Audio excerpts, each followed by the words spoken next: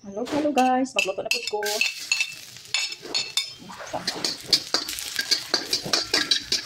Ito po kami. Guys, lagyan natin ang sugar.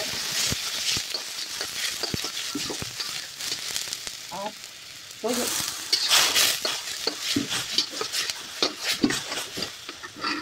At lagyan natin ang paminta.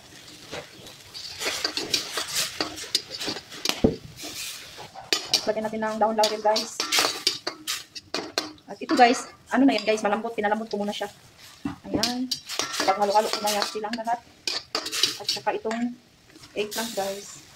Pinirito ko muna siya guys. Ng adobong talong na may octopus. Pinagalo-halo ko na lang kasi meron akong kunting octopus dito. At wala akong oyster sauce guys. Ito na lang lagay ko. Asukal na brown. Ayan.